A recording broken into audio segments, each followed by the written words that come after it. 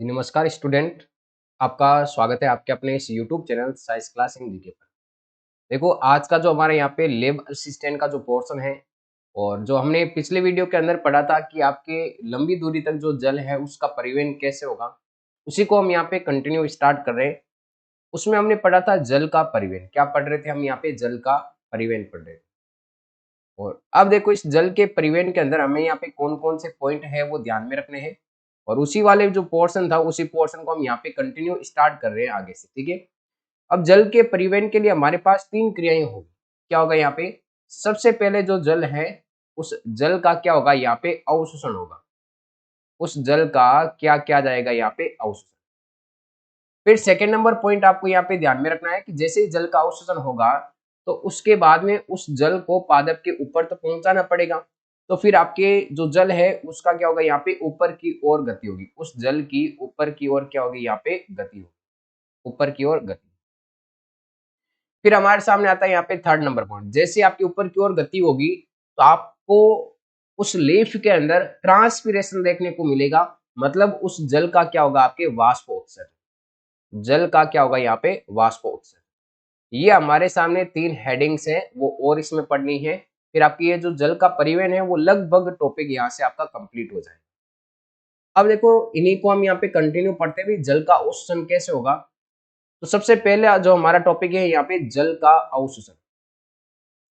जल का अवशोषण कि जल का अवशोषण होगा कैसे।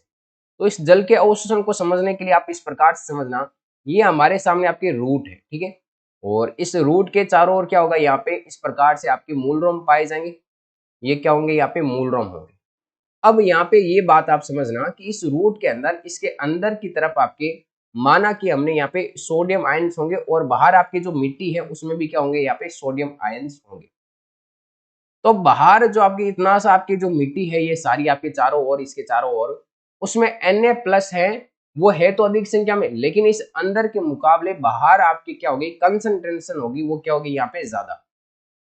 मतलब बाहर कंसंट्रेशन क्या होगी यहाँ पे? कम। और इस मूल के अंदर जो आपकी कंसंट्रेशन है सोडियम आयंस की या फिर मिनरल्स की, उसकी कंसंट्रेशन क्या रहेगी यहाँ पे? ज्यादा। तो मतलब हम कह सकते हैं यहाँ पे कि जो मिट्टी है सर, ये मिट्टी एक आपके तनु विलयन है। कैसा विलयन हो जाएगा? आपके तनु विलयन है। फर्स्ट बात ये तो आपको समझ में आ गई होगी कि मिट्टी आपके तनु विलयन कैसे है, क्योंकि सोडियम आयंस की मात्रा इस रूट की अपेक्षा बाहर क्या होगी? यहाँ पे सोडियम आयंस की मात्रा यहाँ पे कम होगी। ठीक है। फिर हम बात करते हैं यहाँ पे second number point. Second number point हमें ये याद रखना है यहाँ पे कि खनिज लवणों का जो प्लांट्स के अंदर अवशोषण होगा, जितने भी आपके मिनरल्स है, जितने भी आपके खनिज लवण है, उस खनिज लवण का जो अवशोषण है प्लांट के अंदर, वो आपके ध्यान में रखना है यहाँ पे सक्रिय क्रियाविधि द्वारा होगा। कैसे होगा यहाँ पे? सक्रिय क्रियाविधि। सक्रिय क्रियाविधि का मतलब इसके अंदर यहाँ पे ऊर्जा की आवश्यकता होगी। किसकी आवश्यकता होगी? यहाँ पे ऊर्जा की। और वो ऊर्जा किस रूप में चाहिए? यहाँ पे प्लांट्स को एटीपी के रूप में। अब छोटा सा हिंट यहाँ से आप ध्यान में रखना। कौन सा हिंट सर? वो हिंट ये है यहाँ पे कि जो मिट्टी का या फिर जो जल का अवशोषण होगा यहाँ पे, मैं ऐसा कहता हूं आपको कि हमारे पास में ये जो रूट है और इस रूट के चारों ओर मान लो कि अत्यधिक मात्रा में क्या है? यहाँ पे जल है। इस मिट्टी के अंदर यहाँ पे क्या है? बहुत ही ज्यादा मात्रा में क्या है? यहाँ पे जल। बहुत ही ज्यादा मात्रा के जल है, मतलब ऑक्सीजन का जो स्थान था वो आपके जल ने ले लिया। इस ऑक्सीजन का स्थान किसने ले लिया? यहाँ पे जल ने ले लिया। तो इस प्लांट के द्वारा आपके ऑक्सीजन ग्रहण नहीं की जाएगी।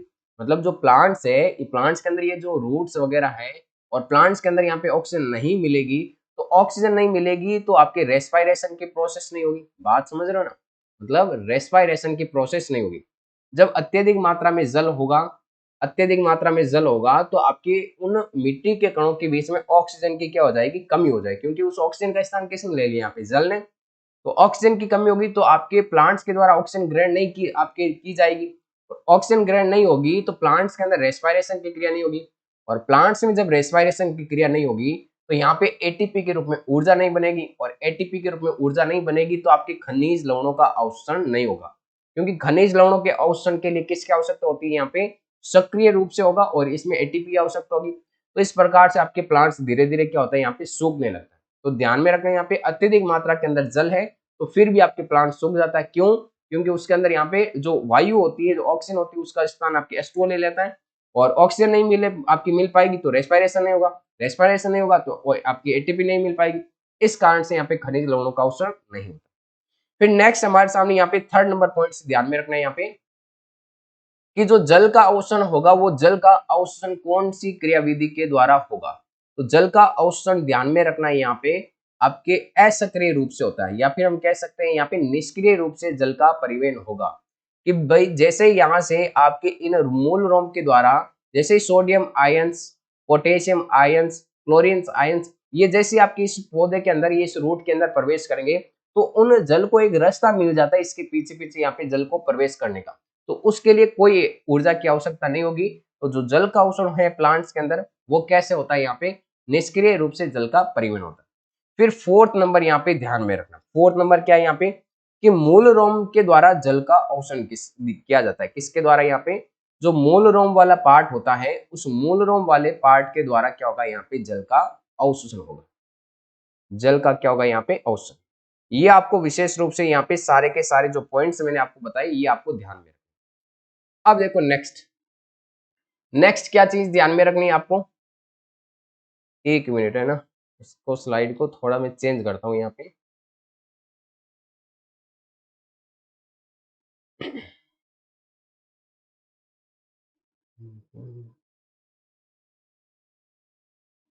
अब देखो नेक्स्ट, नेक्स्ट हमारे सामने ये होता है यहाँ पे कि हमारे सामने यहाँ पे जो जल के परिवहन का जो पथ है, जल का परिवहन या फिर जल के परिवहन के जो मार्ग है या फिर जो पथ है उनकी हम बात करने वाले हैं यहाँ पे कि भी कौन कौन से पथ। तो सबसे पहले हमारे सामने जो जल के परिवहन के जो पथ होते हैं यहाँ पे वो मुख्य रूप से दो होते हैं। कौन कौन से यहाँ पे सर, एक तो होता है यहाँ पे एपोप्लास्ट, और एपोप्लास्ट के बाद में नेक्स्ट आपके जो सेकंड नंबर होता है वो कौन सा होता है यहाँ पे सिम्प्लास्ट। एपोप्लास्ट और आपके सिम्प्लास्ट, ये दो प्रकार के आपके जल के परिवहन के यहाँ पे पथ होते हैं, और इन दोनों प्रकारों को हमें क्या करना है यहाँ पे अच्छे तरीके से यहाँ पे कंप्लीटली समझना है कि दोनों प्रकार आपके किस प्रकार से। सबसे पहला जो प्रकार हम देखते हैं वो देखते हैं यहाँ पे एपोप्लास्ट। कौन सा देखते हैं यहाँ पे, एपोप्लास्ट, कि भाई जल के परिवहन के लिए एपोप्लास्ट पथ है क्या। मैं कहूं कि भी मेरे पास में ये जो कोशिका है दो, मान लो ये आपकी कोशिका बनी, और ये सिम्प्लास्ट के अंदर भी मैंने आपकी इस प्रकार से कोशिका बनी। तो एपोप्लास्ट के अंदर जो जल का परिवहन होगा वो इस कोशिका के बीच में से होगा, जैसे कि मैं यहाँ पे अलग कलर से आपकी ड्रॉ कर देता हूँ। इस कोशिका के बीच में से आपकी इस प्रकार से जल का परिवहन होगा, तो वो आपके कौन सा कहलाएगा, यहाँ पे एपोप्लास्ट कहलाएगा। फिर नेक्स्ट आपके सेकेंड नंबर सिम्प्लास्ट के अंदर जो जल का परिवहन होगा वो आपकी इस प्रकार से। तो आप समझ गए होंगे यहाँ पे भी एपोप्लास्ट कभी भी आपके इसमें से जल होता है वो कोशिका में से नहीं गुजरता है, मतलब कोशिका के बीच में जो रिक्त स्थान होगा उसमें से जल का परिवहन होगा। जबकि सिम्प्लास्ट के अंदर क्या होगा कि जो जल होता है वो आपकी इस कोशिका द्रव्य में से आपके आर पार गमन करता है। तो ये आपको विशेष तौर से यहाँ पे ध्यान में। अब नेक्स्ट यहाँ पे बात क्या होती है, नेक्स्ट बात ये है कि भी एपोप्लास्ट के अंदर जल कोशिका के अंदर प्रवेश नहीं करता है, तो हम कह सकते हैं भी एपोप्लास्ट का जो पथ है ये एक प्रकार का यहाँ पे निर्जीव पथ है। कैसा पथ है यहाँ पे, निर्जीव पथ, क्योंकि जल होता है वो कोशिका के अंदर प्रवेश नहीं करता। नेक्स्ट बात ये भी ध्यान में रखना, ये मान लो हमारे सामने दो कोशिका बने, ठीक है, क्या बने, हमने दो कोशिका, और इन कोशिका के चारों तरफ हम यहाँ पे बना देते हैं अब की बार ये कोशिका भित्ति, कोशिका झिल्ली, और ये बाहर हमने ग्रीन कलर से क्या बना दी, कोशिका भित्ति। अब की बार इसमें जो जल का परिवहन होगा वो कोशिका भित्ति में से होता है आपके इस प्रकार से। तो कोशिका भित्ति भी एक प्रकार की क्या है, निर्जीव भित्ति है यहाँ पे। तो ऐसा भी जो परिवहन होगा वो भी कौन सा होगा, यहाँ पे ध्यान में रखना, आपके एपोप्लास्ट पर। तो नेक्स्ट आपको यहाँ पे ध्यान में रखना है कि जो जल है इसमें उस जल का जो परिवहन होता है वो जल का परिवहन आपको विशेष तौर से यहाँ पे ध्यान में रखना है कोशिका भित्ति के द्वारा भी हो सकता है। किसके द्वारा भी हो सकता है, यहाँ पे कोशिका भित्ति के द्वारा भी हो सकता है। क्लियर रहना चाहिए, यहां तक चीजें समझ में आ रही है तो एक बार कमेंट्स कर दे। अब देखो थर्ड नंबर में, थर्ड नंबर की बात ध्यान में क्या रखनी है कि इसके अंदर जो सेल वॉल होती है ये सेल वॉल कैसे होती है, आपकी मृत होती है। तो इसको हम यहाँ पे मृत पथ भी कह सकते हैं, वैसे हमने यहाँ पे निर्जीव पथ कह दिया तो वो भी आप वर्ड यहाँ पे इसको दे सकते हो विशेष तौर से। क्लियर है ना यहाँ पे चीजें एपोप्लास्ट के अंदर। अब देखो बात करते हैं हम यहाँ पे सेकंड नंबर सिम्प्लास्ट के बारे में। सेकेंड नंबर किसके बारे में बात करते हैं यहाँ पे, सिम्प्लास्ट। अब देखो सिम्प्लास्ट के अंदर, सिम्प्लास्ट पहली बात तो ये एक प्रकार का कैसा हो जाएगा यहाँ पे, सजीव पथ हो जाएगा। कैसा पथ हो जाएगा यहाँ पे, सजीव पथ। सजीव पथ का मतलब इसमें कि जो आपकी जल का परिवहन होता है वो आपकी क्या होगा, कोशिका के अंदर से होगा। यहाँ पे मान लो ये हमारे सामने यहाँ पे दो प्रकार की आपके इस प्रकार की एक कोशिका है, तो इसमें से आपके जल का परिवहन इस प्रकार से होगा, तो वो कौन सा होगा यहाँ पे, सिम्प्लास्ट। या फिर मैं आपको इस प्रकार से यहाँ पे समझाऊं, ये मान लो हमारे सामने इस कोशिका के बीच में यहाँ पे रिक्त स्थान होता है, उसे हम यहाँ पे टोनोप्लास्ट कहते हैं। ये आपके दो कोशिकाओं का जो बीच का ये जो रिक्त स्थान होता है, इसे हम कहते हैं यहाँ पे टोनोप्लास्ट, सॉरी प्लाज्मोडेस्माटा, ठीक है। टोनोप्लास्ट तो आपकी रसदानी हो जाएगी, इसको हम कहते हैं यहाँ पे प्लाज्मोडेस्माटा। क्या कहते हैं, प्लाज्मोडेस्माटा। तो इस प्लाज्मोडेस्माटा के द्वारा जब जल का परिवहन होगा तो वो कौन सा होगा, यहाँ पे सिम्प्लास्ट होगा। तो एक तो आपके जल का परिवहन किसके द्वारा हो सकता है, एपोप्लास्ट, और एक किसके द्वारा हो सकता है यहाँ पे, सिम्प्लास्ट।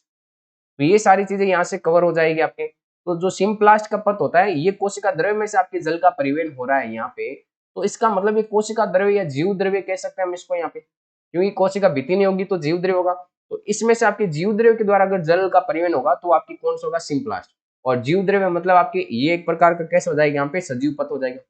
इसके अलावा हम कह सकते हैं यहाँ पे कि जो जल का परिवहन है ये आपके प्लाज्मोडेस्माटा के द्वारा भी होता है। किसके द्वारा होता है यहाँ पे, प्लाज्मोडेस्माटा के द्वारा। तो ये सिम्प्लास्ट के अंदर आपको सारी चीजें यहाँ पे कवर हो जानी चाहिए। अब हम बात करते हैं इस डायग्राम की। इस डायग्राम के अंदर देख सकते हो आप यहाँ पे कि भी अगर जल का परिवहन आपके इस मार्ग के द्वारा हो रहा है, यहाँ पे ये कोशिका भित्ति है बाहर की तरफ, ठीक है, और इसमें से अगर जल का परिवहन हो रहा है तो वो आपकी कौन सा होगा, यहाँ पे ध्यान में रखना, एपोप्लास्ट। लेकिन एपोप्लास्ट पथ के अंदर यहाँ पे जो एंडोडर्मिस वाला भाग होता है, इस एंडोडर्मिस के अंदर इसकी भित्ति के ऊपर यहाँ पे ये कैस्पेरियन पट्टिका पाई जाती है। कौन सी पट्टिका होती है यहाँ पे, कैस्पेरियन पट्टिका होती है। और कैस्पेरियन पट्टिका यहाँ पे मतलब इसके ऊपर आपके सुबेरिन का जमाव पाया जाता है, और सुबेरिन के जमाव के कारण ये जल के लिए क्या होती है, अपारगम्य। जल के लिए कैसी होती है, यहाँ पे अपारगम्य होती है। तो जल के लिए अपारगम्य, तो जल प्रवेश नहीं कर पाएगा। तो अब ये जो जल होगा ये आपकी कोशिका द्रव्य में प्रवेश करेगा और वापस आपके इस डायरेक्शन से होते हुए किसके पास में पहुंचेगा, यहाँ पे जाइलम के पास। ये मानो भी हमारे सामने यहाँ पे रूट है इस प्रकार से, ठीक है। और इस रूट के अंदर ये बीच में आपके यहाँ पे जाइलम वाहिकाएं हैं, और इस रूट के चारों ओर ये हमारे सामने यहाँ पे क्या है, मूल रोम। ये इस प्रकार से क्या है, यहाँ पे मूल रोम। इस मूल रोम के द्वारा जल का अवशोषण होगा, ये जाइलम के अंदर पहुंचेगा। तो सबसे बाहर की परत कौन सी होती है, यहाँ पे एपिडर्मिस की लेयर, फिर कोर्टेक्स की लेयर, फिर एंडोडर्मिस, और फिर कौन सा होता है आपके परिरम। और यहाँ पे परिरम के बाद में कौन सा होता है, यहाँ पे पेरिसाइकल होता है, ठीक है। सॉरी, परिरम को पेरिसाइकल कहते हैं, मतलब एंडोडर्मिस के बाद में आपके परिरम। एक मिनट, इसको वापस जूम करते हैं, क्या होता है इसको, ये लो। तो ये बात आपको यहाँ से क्लियर हो जानी चाहिए अब कंप्लीटली कि एंडोडर्मिस के बाद परिरम, और इस एंडोडर्मिस के अंदर कौन सी पट्टिका पाई जाती है, यहाँ पे कैस्पेरियन पट्टिका, जो जल के लिए अपारगम्य होती है। क्यों, क्योंकि इसके ऊपर किसका आवरण होता है, यहाँ पे सुबेरिन का। तब यहाँ से जो जल होगा आपके, वो किसके अंदर प्रवेश करेगा, यहाँ पे कोशिका द्रव्य के अंदर, और फिर वापस किसके अंदर जाएगा, यहाँ पे नेक्स्ट आपके जल वापस, तो ध्यान में रखना, इस अंतरकोशिक अवकाश के अंदर। तो ये वो आपके इतना सा जो पथ होता है, ये किसकी तरह व्यवहार करता है आपके, ये व्यवहार करता है आपके सिम्प्लास्ट की तरह। किसकी तरह व्यवहार करता है, यहाँ पे सिम्प्लास्ट की तरह व्यवहार करता है। ये बात आपको विशेष तौर से यहाँ पे ध्यान में रखनी है। बाकी चीजें देखो डायग्राम के द्वारा और समझ लेते हैं। ये हमारे सामने यहाँ पे मूल रोम है, ये क्या है, यहाँ पे मूल रोम। ये आपके एपिडर्मिस की लेयर कौन सी हो जाएगी, एपिडर्मिस। ये हमारे सामने जो लेयर है ये आपकी कौन सी हो जाएगी, यहाँ पे कोर्टेक्स की लेयर। फिर आपकी ये जो आपके सामने जो भित्ति है ये कौन सी हो जाएगी, यहाँ पे एंडोडर्मिस। कौन सी हो जाएगी, यहाँ पे एंडोडर्मिस। जल आपके ऐसे ऐसे प्रवेश करा है, मान लो ये आपके जल प्रवेश करा है, यहाँ पे जो मार्ग बताए गए हैं यहाँ पे, ये कौन सा डायरेक्टली आपके मार्ग यहाँ पे, ये आपके सिम्प्लास्ट का है। तो सिम्प्लास्ट के अंदर तो डायरेक्ट कोशिका के मध्य में से इस प्रकार से जा सकती है जाइलम के अंदर। लेकिन अगर यहाँ पे कि भी आपके जल प्रवेश आपके मूल रोम के द्वारा किया जाए, इन रस्तों में से बीच में से जो खाली स्थान है इसमें से जल का परिवहन हो, तब यहाँ पे आपकी कैस्पेरियन पट्टिका आ जाती है। इस कारण आपके जल इस जो एंडोडर्मिस वाली कोशिका होती है इसके मध्य में से जाएगी, जहां पे सुबेरिन नहीं होगा वहां से वापस क्या होगा, जल आगे की तरफ गमन करेगा और जाइलम के पास में पहुंचेगा। तो कैस्पेरियन पट्टिका है, इसके बारे में आपको विशेष तौर से यहाँ पे ध्यान में रखना है। फिर से आप डायग्राम देख सकते हो, ये हमारे सामने यहाँ पे मूल रोम है। मूल रोम के द्वारा जल का अवशोषण होगा यहाँ पे।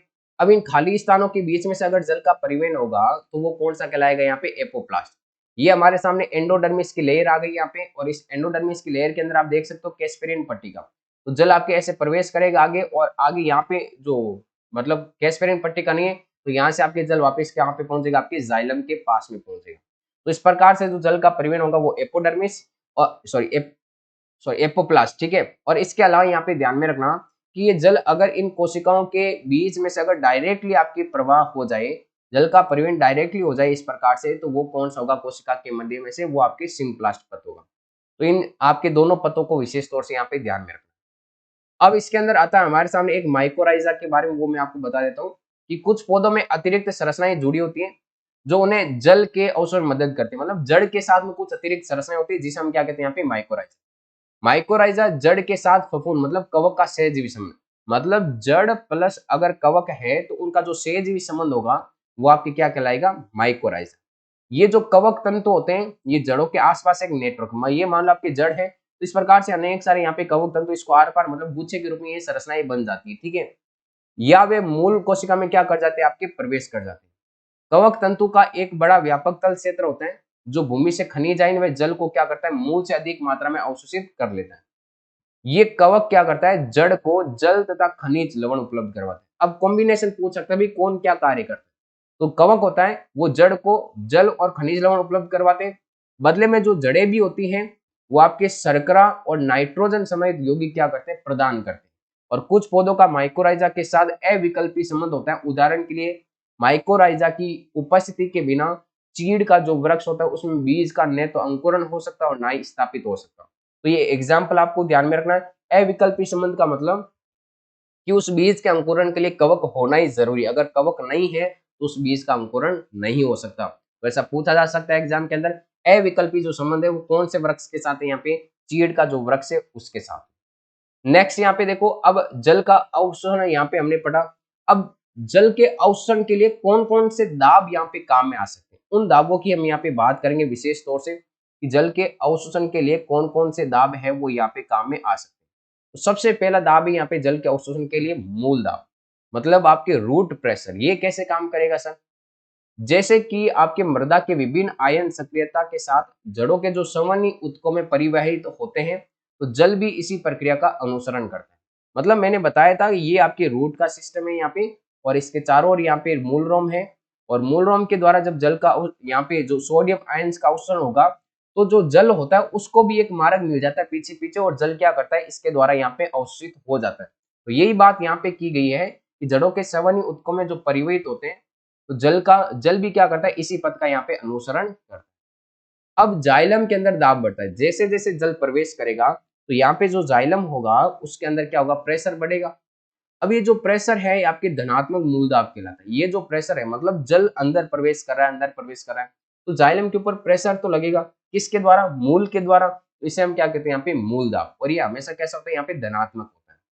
तने से कम ऊंचाई तक जल को ऊपर भेजने के लिए उत्तरदायी होता है। और ये मूल दाब क्या करता है, थोड़ी बहुत मात्रा के अंदर क्या करता है, ये मान लो हमारे सामने यहाँ पे लीफ है और ये आपकी इसकी यहाँ पे जड़ है, तो इस प्रकार से आपके जल को यहाँ तक आपके पहुंचा सकता है लीफ के अंदर, ठीक है, मतलब कम ऊंचाई तक इसका परिवहन हो सकता है।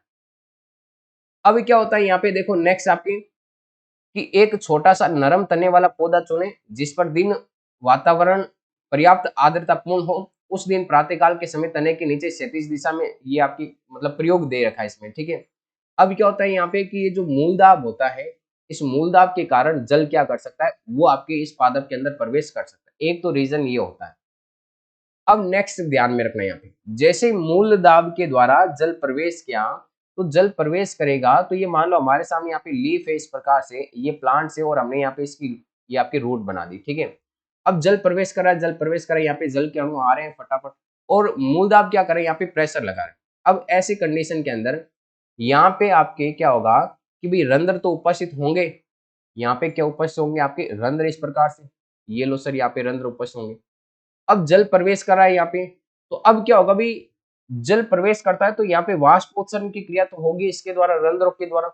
लेकिन सुबह के समय या सायकाल के समय आप ध्यान में रखना, यहाँ पे जल का अवशोषण हो रहा है, लेकिन सायकाल के समय धीरे धीरे रात्रि के समय जब रंध्र बंद हो जाते हैं यहाँ पे, तो ऐसे कंडीशन के अंदर यहाँ पे क्या होगा कि भाई जल का अवशोषण हो रहा है, मूल दाब बढ़ रहा है, तो ये जल के अणु आपकी इधर गति करते हुए धीरे धीरे इस आपके पत्ती है, इस पत्ती के किनारे की तरफ यहाँ पे धीरे धीरे बाहर की तरफ आपके जल की बूंदे हमें दिखाई देना शुरू होती है। इस प्रक्रिया को हम कहते हैं यहाँ पे बिंदु स्त्राव या गट्टेशन कहा जाता है। क्या कहा जाता है इसको, बिंदु स्राव कहा जाता है।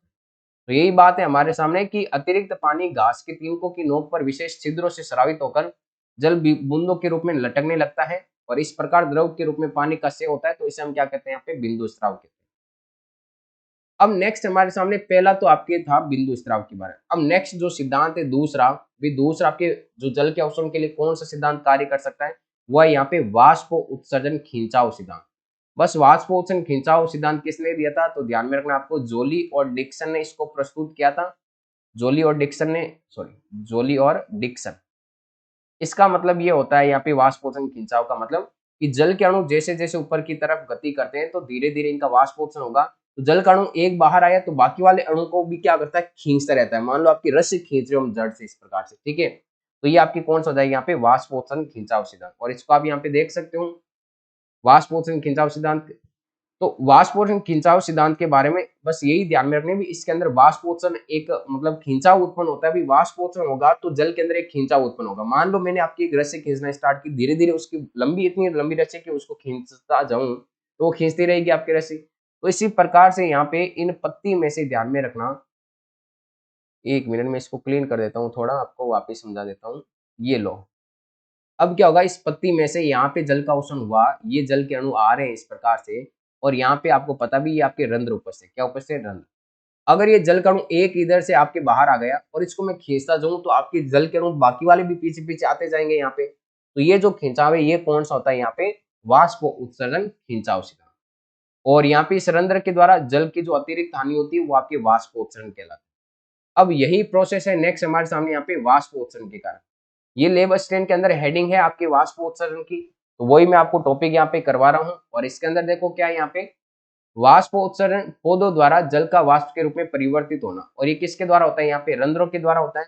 रंध्रों के अंदर मुख्य रूप से आपको पता होगी इस प्रकार से आपके द्वार कोशिकाएं पाई जाती हैं, और साइड में जो कोशिकाएं होती है वो आपकी सहायक कोशिकाएं होती है। बीच में क्या होता है, यहाँ पे रंध्र छिद्र होता है। इसका कार्य क्या होता है, यहाँ पे ऑक्सीजन और CO2 का आदान प्रदान होता है।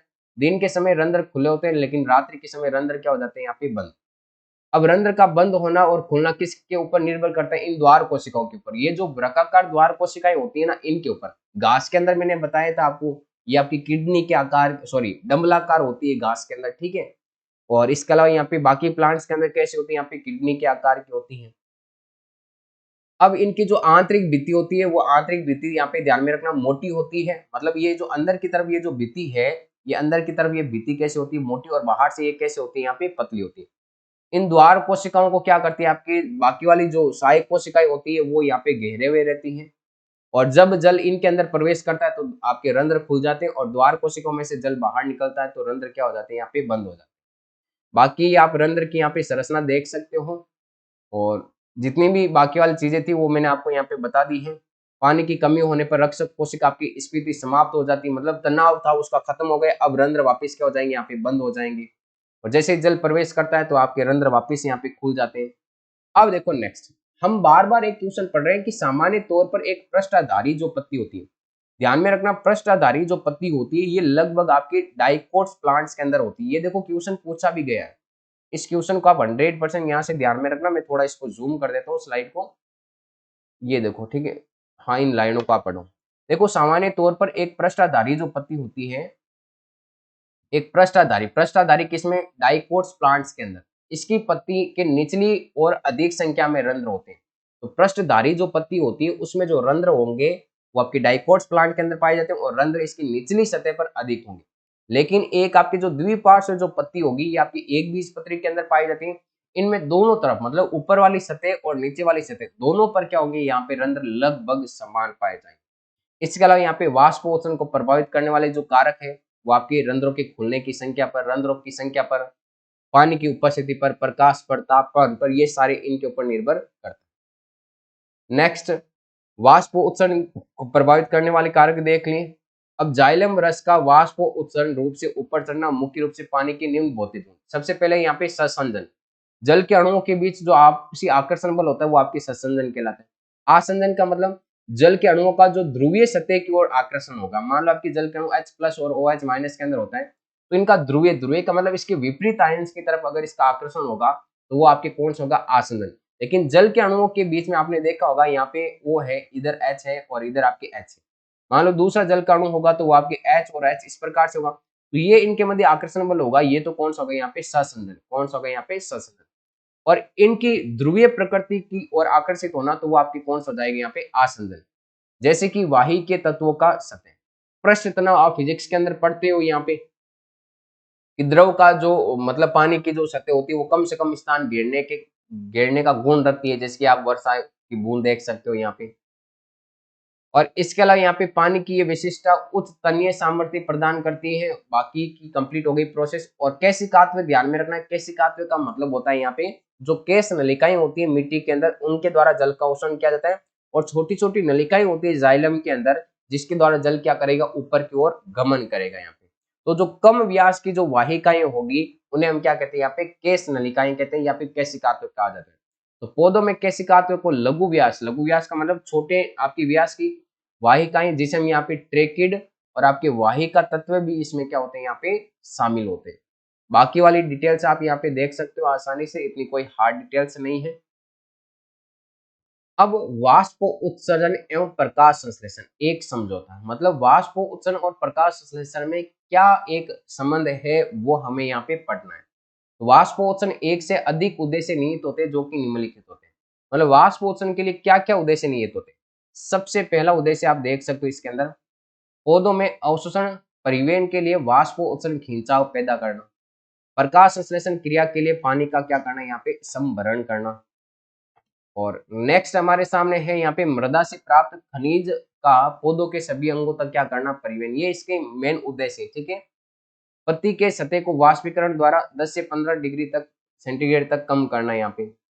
तो देखो यहाँ पे वाष्पोत्सर्जन होगा तो पानी ऊपर जाएगा तो सभी अंगों के अंदर खनिजों का भी क्या होगा यहाँ पे परिवहन होगा। ठीक है, नेक्स्ट एक सक्रिय प्रकाश संश्लेषण में आपके पौधे को जल की अत्यंत आवश्यकता होती है, और प्रकाश संश्लेषण में उपलब्ध जल सीमाकारी हो सकता है। सीमाकारी का मतलब जल एक लिमिट मात्रा के अंदर होगा तो प्रकाश संश्लेषण भी कम होगा, जल अत्यधिक मात्रा में तो प्रकाश संश्लेषण भी क्या होगा यहाँ पे ज्यादा, जिसे हम वाष्प उत्सर्जन और प्रभावित करता है। वर्षा वनों में आर्द्रता इसी जल चक्र के कारण वातावरण में पुणे मृदा में दिखाई देती है। ठीक है, तो वर्षा वनों के अंदर आपने देखा होगा वाष्प उत्सर्जन वहां पे ज्यादा होगा और नॉर्मली जिसके कारण बार बार वर्षा होती रहेगी तो इस कारण हम उनको यहाँ पे वर्षा वन कहते हैं, और मिट्टी के अंदर क्या होगी आर्द्रता ज्यादा पाई जाए।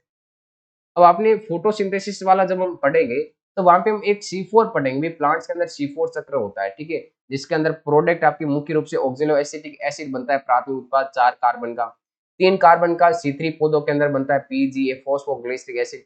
ये कंप्लीटली हम वहां पे पढ़ेंगे C3 और C4 होता क्या है। ठीक है, तब मैं वहां पे इस टॉपिक को फिर से आपको ये लाइनें हैं यहाँ पे इनको मैं फिर से वहां पे समझा दूंगा। वैसे ही प्रकाश संश्लेषण के अंदर वापस आएगी हमारे सामने लाइनें, तब वहां पे हम प्रकाश संश्लेषण को एकदम कंप्लीटली यहाँ पे समझ लेंगे। तो ये जो वाष्पोत्सर्जन का टॉपिक है और पार्ट में जो जल का परिवहन है ये मैंने आपको कंप्लीट करवा दिया। अब मैं आपको यहाँ पे एनसीईआरटी के अंदर इसके अलावा आपका कौन सा टॉपिक है वो भी मैं आपको बता देता हूँ कि नेक्स्ट हमारा जो टॉपिक है वो कौन सा रहेगा। यहाँ पे लगभग देखो आग हो गया है, इसमें बस एक टॉपिक है भाई खनिजों का जो स्थानांतरण होगा वो मुख्य रूप से और किस प्रकार से हो सकता है वो हम पढ़ेंगे आपकी नेक्स्ट क्लास के अंदर। और एक नया टॉपिक स्टार्ट करने की कोशिश करेंगे आपकी, वो रहेगा आपके प्रकाश संश्लेषण वाला। और मिलते हैं वापस नेक्स्ट क्लास के अंदर।